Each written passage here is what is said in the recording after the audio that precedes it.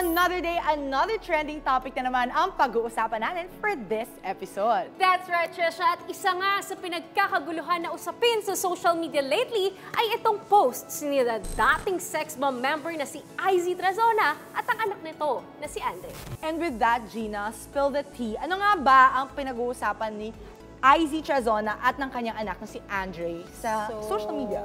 Ito na nga, Trisha. Patungkol ito sa open letter ni sex bomb IZ sa kanyang anak na mahal na mahal naman daw niya yung kanyang anak.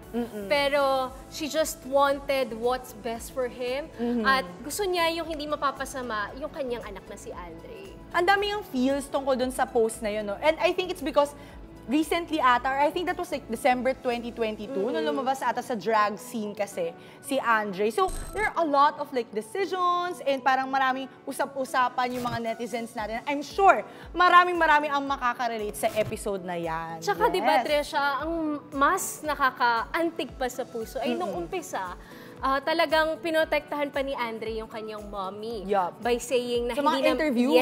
Na hindi naman talaga siya hinihit ng mommy niya, na talagang full support. Kaya naman sa panahon ngayon, schoolmates, kung saan maraming pagkakaiba sa mga pananaw at opinyon, ano kaya ang maaaring gawin upang mas madaling tanggapin ng ating mga magulang ang ating mga desisyon bilang kanilang anak? Ang daming feels tungkol dyan sa episode na yan. Kaya naman, ang mga kasagutan sa mga tanong na yan ay malalaman natin. Kaya tutok lamang kayo dito lang sa Schoolmates! Sigaw ang tinig mo, ihayag sa buong mundo ang karapatan, kalayaan. Buksan ang isip mo, kaalaman ang yaman mo, karapatan, kalayaan.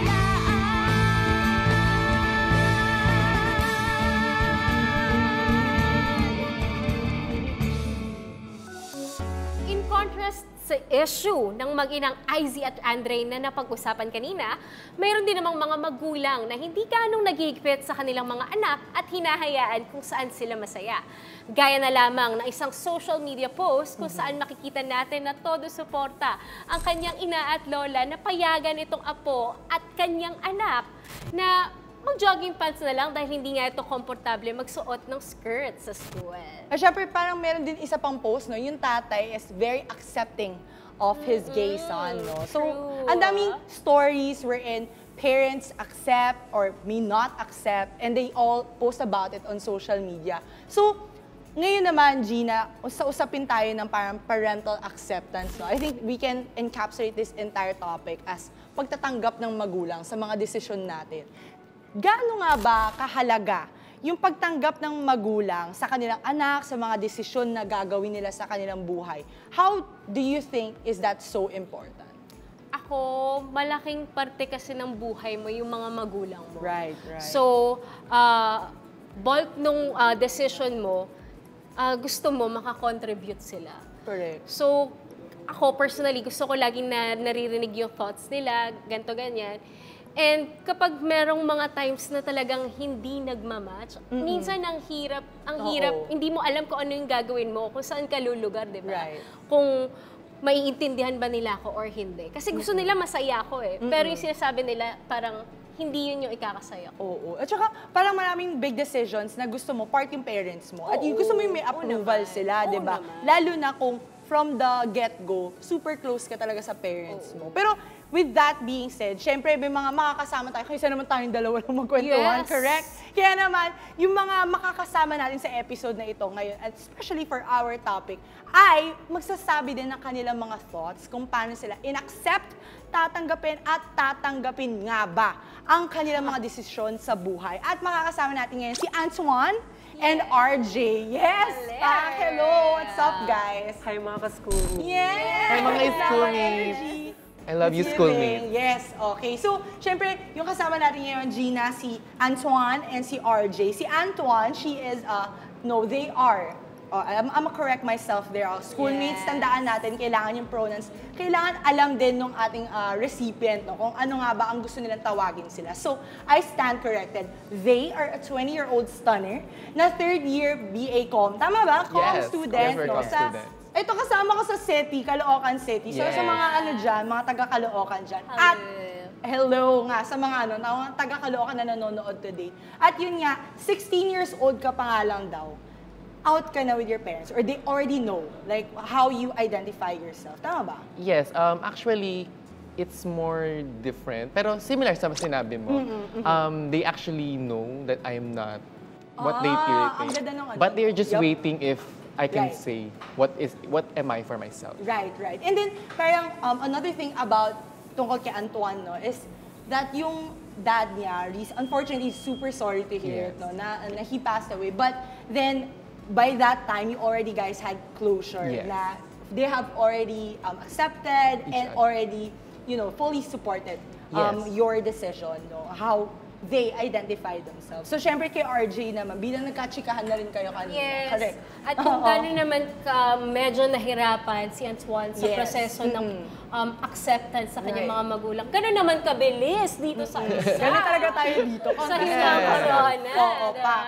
So, RJ, isang 20-year-old stoner yan. BA Com din, Yes. third Yes. year at sa Baka magka-course pala same kayo. school Yes. din as Antoine's. So, ang naging story mo, RJ, tama ba, is nag-hormones ka? Yes, nag-hormones. Grabe, very supportive agad ang parents yes. mo. But, ano yung naging resulta kung bakit nagkaroon ng Restriction. hindi pagkakaunawaan at some point? Since 15 years old, nag-take na po ako ng HIT. Napakaaga po. And napakaluwag ng parents ko. So that's why walang restriction that time. But suddenly, nagkaroon ng bad side effects sa akin yung mga hormone replacement therapy health because talaga. self-medication ako. So after that, my father nagbigay na siya ng mga restriction na hindi na siya papayag na iinom ako ng mga pills.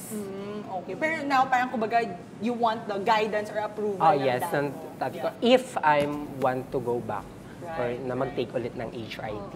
Magkakaiba talaga yung, kumbaga, parenting style na, Yes. na nakagisnan nyo. So, siguro, I'm gonna jump right into it na, syempre, when we're talking about your parents, there would be a lot of us na walking on eggshells. So, I think yung mga schoolmates natin dyan, no, maki-join din kayo sa usapan namin or comment down below kung feeling nyo ba, what's the parenting style ba ng inyong pamilya? So, aware din ba kayo kung bakit ganun yung naging style ng parents nyo with regards to the big decisions that you've made in your life? So, siguro, simulan na muna natin sa ating Slay Everyday na Yes. Antoine. Antoine, let's go. Slay. Yes.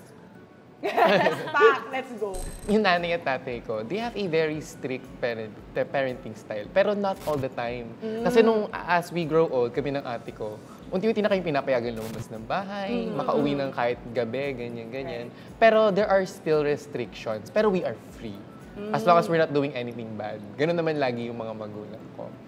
And sa tingin ko, kaya naging matagal yung proseso nung pagtanggap sa akin. It's because that we always forget that the past isn't what it is right now. Kumbaga parang ang LGBTQ community dati, wala pang AIDS outbreak na nangyayari noong 1990s or 1980s, ay talagang kung ano-ano ng salita na natanggap namin, which is Right. up until now. At hindi natin sila may sisi kung may stigmatism and conservatism na nag-i-stick sa utak nila because that's what they learned. Yun yung nandun sa kanila, inner nila. So, kumbaga yun yung magiging cognitive biases nila na kapag may nakita sila na parang taliwas sa paniniwala noon, they will think it's wrong. But again, it's tulad nga ng pagtanggap sa akin yung process. It's a learning process. And if we do not learn, we do not change. Wow. Advocate again. Spoken like a true advocate, si Antoine. RJ, ikaw? Ako kasi, as nung bata pa ako, sobrang open ko sa kanila. Like, lahat ng nangyayari sa labas ng bahay, pag uwi ko, kinikwento ko sa kanila. And then, hindi ko masyadong tinatago yung kung paano ako umakto. Kaya siguro napansin na nila na gano'n na may possibly na maging gay ako in the future. Right. And parenting nila is laging gusto nila magkikwento or magsasabi kasi they don't want na maging silent ako kasi may mga past sila na pwedeng mangyari, yung mga nangyari sa kanila pwedeng mangyari sa akin once na hindi ako magsalita. So, parang mas open sila, kumbaga yes. yung parents mo. Yeah. Pero, Antoine, RJ, bukod sa gender ninyo at yung mga proseso na pinagdaanan ninyo sa magulang ninyo, meron ba kayong major decisions in life na kailangan pagsang-ayunan ninyo ng magulang ninyo sa anak na relationship? Tsaka ano yung naging outcome nito? Sinuportahan ba kayo or hindi? At kung hindi, bakit hindi kaya nag-agree yung both sides? Ako, sino po? Sige. Go on, laban. Step Okay, up. I'll go first. So, bago ko sagutin yung tanong, I'll slay first. Yes, Yes. So, yung major decision ko sa buhay, actually nag-start nung college. And yung mama ko, although parang may stigma kayo sa program na yun sa TUP, which is Fine Arts, which is, by the way, hindi naman din ako nakapasa. I was actually wanting to pursue Fine Arts. And my mother was like skeptical about it because what's your career gonna be? Parang ano kayo maging trabaho mo after that, we're worried about you. So yun yung hindi nasuportahan ng mama ko, which is in my father, sabi naman niya, okay lang as long as you are happy with that course. Pero yun lang yung major decision na parang hindi namin napag-agrihan because I'm also now currently happy. Kasi di ba iba pa yung parang first choice, second choice na course or right. program. Ako parang pantay lang yung BA Com tsaka yung Fine Arts. So either way, masaya ako doon.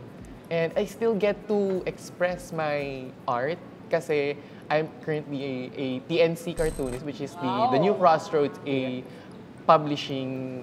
student publish of Caloocan City. And yes, I'm a TNC cartoonist and illustrator. Yes, laban. So, kumbaga parang not just the gender, but also like in terms of courses, which is, I think, pretty much common across Yes. everyone, di ba? Na gusto mo, may stamp of approval ng parents, may pa-NBI clearance ka pa Yes. kapag magpapa-up. Yes, parang okay ba to? Okay ba Ganun. to? Okay ka ba dito? Ganyan. Kailangan mo po ba ipo-photocopy? Oo, Ganyan. papaprint mo pa nga. O, sigurado ka na, ha? Sure ka na. So, ikaw naman, RJ, may similar experience ka ba? Or baka meron ka palang, wow, may palaban. Sharing Yes, ka pala of course. today. Yes. Syempre, slay muna din. Yes. So yun, ang major decision ko, ito sinuport talaga to ng family ko, both mother and father, that when I was 15 years old, nag-take ako ng hormone replacement therapy. Actually, hindi ko to pinaalam. Like, nagtitake na ako ng gamot din. Nakita nila sa bag ko na may Baka mga pumula na ganung lang bibig mo. malation. So yun, nagulat yung tatay ko. But, syempre may sinabi siya na baka ganito nga mangyari. Pero, wala siyang nagawa, sinuportahan niya ako kasi that's what I want, that's how I express myself. And I wanted to be a feminine that time, talaga yung looks ko. Sinuport niya yun. And ang laking factor sa akin nun kasi na-boost yung self-esteem ko, lalo na paglalabas. And of course, na-shield yung discrimination kasi hindi na ako natakot na ma-discriminate sa labas because I have my shield, which is my family. Ang biggest, ang laki talaga ng support ng family. Right. Pag accepted ka sa loob, hindi ka na natatakot. Di ka na, Yes, di ka rin totoo. na-affect sa labas. Kasi pakiramdam mo, yung, syempre, initial voices naman talaga sa utak mo, yung sa parents mo. Kasi yun yung mas madalas mong kasama, di ba? True. So, gusto ko lang din mag-follow up kay Antoine muna, no? So, yung hindi pumayag agad, yung parents, or halimbawa, dahil nga ayaw nila agad ng FA for you, or dahil nga, ano nga yung magiging career mo after that, meron ka bang ginawang panghihilot sa kanila or plus points para pumayag Parang sila ano, sa desisyon mo, gano'n? Oo. Actually, go lang naman talaga sila sa kahit ano, but they have a say in everything. So, yun nga, tulad ng mama ko, parang, okay ba dyan, ganyan. Siguro, hindi ka magkakaroon ng career after that. They have a say. So, wala naman ako ginawang Wala ka nang panghihilot. convince, hindi mo na Oo, sila. di na kailangan ng convincing Hindi ko na kailangan convince kasi hindi naman nun ako na-email ng TUP. Parang na-spam na ata nila ako nun eh. Yun lang. Pero, guys, kayo ba, like in any, siguro parang decision making, tas kunwari, feeling nyo na, shucks, kailangan ko talaga ng approval nyo dito eh. May ginagawa ba kayong jutsu or like technique na, uy, sige na ma, or like that? Meron ba kayong ginawang ever like that? Siguro maybe not necessarily like in the major life decisions. Pero ano yung, nagkakaalaban, no? Nagkakaalaban, mabubunyag ang mga technique. Ayaw kayo payagan mag-jowa, Oo, ganun. or lumabas, gano'n. So, Anton, bawiin mo daw yung sinabi mo kanina. Wala naman. Actually, basta parang ipaalam mo sa kanila. Hindi yung malalaman na lang nila bigla. Parang Ayaw ayaw nila nila na nasa-surprise. Yes. Kailangan manggaling sa'yo. Dahil mo sa bahay, kunwari manliligaw mo lang. Yun. Pero jowa mo na talaga. Or yung mga technique daw na bigyan mo muna daw ng something mabigat. Yes. Kasi sabihin mo, hindi, ito lang po talaga yun. Nag-ayon ka doon. Yes. So, ikaw Pero nakalilate ka. Ako po kasi bago kunyari may gusto kong ipaalam sa mga parents ko, dinadaan ko muna sa mga grades. Pinapakita ko yung grades ko.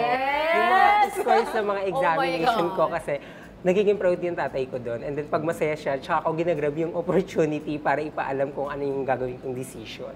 Kung mag-a-agree ba siya. So, kakambyohan mo muna ng ulo. Yes. Oo. Parang, nak, maganda yung grades mo ngayon. Anong kailangan? Oo, anong gusto mo? Ganon. Pero, syempre guys, you mentioned about, ikaw, for example, RJ, you talk about grades, ganyan. And I'm sure na for you guys na medyo accepting naman din yung parents or different yung parenting style initially.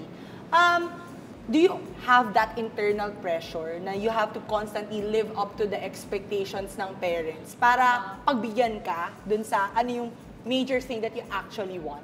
Nagkaroon ba kayo ng ganun? And does it do you good or not na parang, okay, I have to step up and be like this para matanggap nila ako na ganito? Meron ba kayong ganong realizations? And did it do you well? Do you think that it did you well? I think nagkaroon talaga ako ng ganong moments. Kasi may stigma tayo dati na kapag isa kang bakla na anak, dapat achiever ka para matanggap ka ng magulang mo. That's actually a stigma that we should stop thinking of. Kasi hindi lahat ng LGBTQ member na anak ay kailangan matanggap pag naging achiever sila. May trade-off, may if. Kasi everyone is different. Everyone has different talents. It may not be academically, baka athletics or arts tulad ko. And nagkaroon ako ng ganun. It did me good, but I didn't feel free. Kasi parang I'm living with restrictions and conditions. So if I'm not myself, then ano na? Sino ako, di ba? Ganun. At saka parang, yung napag-usapan mo kanina, Gina, yung parang on love, di ba? Parang, is it conditional or maybe, di ba, na tatanggapin niyo ako if ganito ako. So, yun. Parang, ikaw naman, RJ, meron ka bang ganong experience? Given niya na sa'yo, tanggap agad nila yung decisions. Yes, for me naman po, it's okay lang naman kahit hindi ganun yung expectation nila. Sa akin lang, ginagawa ko to is para to pay them back since sobrang luwag naman nila sa akin. Internal lang, Yes. ano mo. So sabi ko, para bigyan ko na lang din sila na okay, proud na sila nag-iyak ko, tapos yung anak pa nila is achiever. And then para so that, in terms na may makasalamuha yung tatay ko na, o yung anak mo bakala. As well, may masasabi siya na, yung anak ko is achiever, and that's a great reward. Hindi siya if dapat, and Oo, dapat. bonus Oo. dapat, di ba? Correct. Pero gusto ko lang din na malaman pa yung story ni Antoine kasi very curious talaga ako. Sorry. It's okay. So, ano yung naging epekto nung hindi pagtanggap at first ng mga magulang mo, yung about sa gender mo, and paano yung naging relationship ninyo noon as mother and child or father and child? Gano'n siya naka-apekto? Gano'n kalaki? Malaking effect niya kasi, kada year parang may pressure sa akin na, amin na ba kaya ako? Amin na kaya ako? Amin na kaya ako? Ganun. Pero nag-start to, nung younger bata than pa ako. 16, right? Yes, I'm younger than that. So, So age kailan- lang na 16 na nag-come out ako. Can you give us an estimate? Anong edad ka nagsimula na ma-pressure kung sasabihin mo na ba or hindi? Siguro I can say nung bata pa talaga ako. Kasi parang I like toys that are women. Parang napansin ng magulang ko. Oo. And tapos parang nagkakaroon sila ng second thoughts kung hunch. kung kailangan ba nilang i-point out 'yun. Kasi hinayaan lang talaga nila ako. And yun nga, hinahayaan nila ako. The more na hinahayaan nila ako, hindi ko sinisisi the more na natakot ako umamin. Kasi parang okay lang sa kanila yung walang label, ganun. E di para sa akin, sabi ko, Gets na ba nila? Gets na ba nila? Or kailangan pang... gets na ba nila or kailangan ko pa magsabi? Ganun. So parang nag-away ba kayo or... The day na nag-come out ako, parang that day, kasi parang revelation, gano'n. Parang may na-reveal na kailangan na talagang marinig. That day, parang no emotions lahat. Parang blank lang, quiet lang, gano'n. Kasi parang, gano'n ka pala matagal na, ba't parang hindi ko pa sinabi, gano'n. Kumbaga parang inaantay lang nila manggaling from you. Inaantay lang talaga nila. And I have that fear, and my father was in denial. By the way, Papa, I love you. Rest in peace, Father. Pero, Antoine, thanks for the sharing, no? Since parang we viewed din your situations as somewhat similar, pero may differences din. RJ, on your end naman, parang ano yung naging epekto early on pa lang in your childhood siguro, or may effect ba siya immediately, yun sa pagtanggap agad ng parents mo sa'yo? May shock factor ba? Or parang ikaw ba mismo na-question mo na, ba't tanggap agad nila? Parang gano'n. Oo, yes. Actually, may tanong sa mind ko na bakit natanggap ako agad? Kasi may figure yung tatay ko sa labas na masungit, matapang. Kaya hindi ko siya hindi ko siya ine-expect na tatanggapin ako kasi mamaya baka pagka nalaman niyang ganito ko, alam mo yun, paluin ako or kung ano-ano sabihin sa akin. Pero hindi, open siya at that time, natuwa pa siya. Ewan ko, siguro malaking factor dun is may mga friends na siya, mga LGBTQI+ member. And naging factor din sa akin po nito is, syempre hindi na po ako natakot lumabas. Hindi na ako natakot na kung ano yung damit ko, kung paano ako kumilos. Kasi meron kasing pag hindi ka tanggap, di ba, makita ka ng mga kakilala, then isusumbong sa tatay mo, then ayun pa, mas additional malaking fear gulo. factor pa yun. Pero ngayon, Nakita ka, yes, spot ka dun. nung simula umamin ako, and then supporta naman sila. Paglalabas ako, parang I feel free na ito, I express myself na ganito ko at walang naging problema sa kanya. Ang ano naman pala, ang healthy. Oh, ang healthy. Sana all. Sana all. Ito para sa inyong dalawa, no? Paano ninyo ba pinapaintindi yung inyong pananaw sa inyong mga magulang na gusto ko to gusto ko to ito ako It takes time. Hindi lahat immediately. Hindi lahat kwento na parang, ganito ako. Sige, tanggap kita. Iba, it takes time. And yung sa akin, yung time na yun, mahalaga yun kasi that time is the learning process on what it should really be. Kasi all this time, 16 years, ganito lang. And after 16, 17, 18, 19, 20, up to my age na kung ano kayong aabutin kong edad, ganun, parang paano na kayong galaw on the next. And that time was really important. And I had to do it little by little, saying na, hindi na ginagamit yung ganitong terms. Mali yung ganito, ganyan. Mom, this is just my hair. Ganun po. Medyo sabi nga ni Jordan Sparks, one step at a time. Yes. Yun yung yun ang theme song ni Antoine. RJ, ikaw naman. Ako pinapaintindi ko sa parents ko since nung eto yung gusto ko. Kasi lahat naman tayo, hinahanap natin ano yung purpose natin sa life and paano tayo magsasucceed. And I'm always telling to my father specifically kasi magkahiwalay na yung mother and father ko. So nakakausap ko ngayon yung father ko na Tay, if you want me to succeed and to conquer my dreams in the future, you must need to accept what I'm doing right now. Kasi in this way, dito ko masisimulan kung paano ako magsasucceed in the future. So, side topic lang natin. Diba na-mention mo kanina, halimbawa, gusto mo ulit mag-HRT. HRT, yes. Oo. Paano yun? Against si daddy mo right now? Right. So, right now, sa ano lang po ako sa kanya, hindi ko pa rin ino-open yung ganyang usapan sa kanya na baka in the future bumalik ako sa HRT since may bad side effects na po sa akin. Pero kung i-open ko man yon, siguro ipapaintindi ko sa kanya that outside, because iba yung galaw ko, dapat kasi yung appearance ko pang feminine, ipaparealize ko sa kanya na I need to be like a woman para magets niya na paglabas ko, confident akong mag-express yung sarili ko. Kaya Papa, take notes. Take notes! Ayan. Dahil syempre, diba, marami pa tayong mga sharing na maririnig from you. Kasi we're so curious with how you guys did it. Kasi there are a lot, I'm sure, na mga schoolmates natin na they wanted to understand, syempre yung people who may also be in the same position as you are. How did you overcome that? So, syempre yung mga susunod pa natin na tatalakayin, wow, syempre napakalalim. Yung mga sharing pa natin ay lahat ng yan ay sa pagbabalik lamang ng Schoolmates!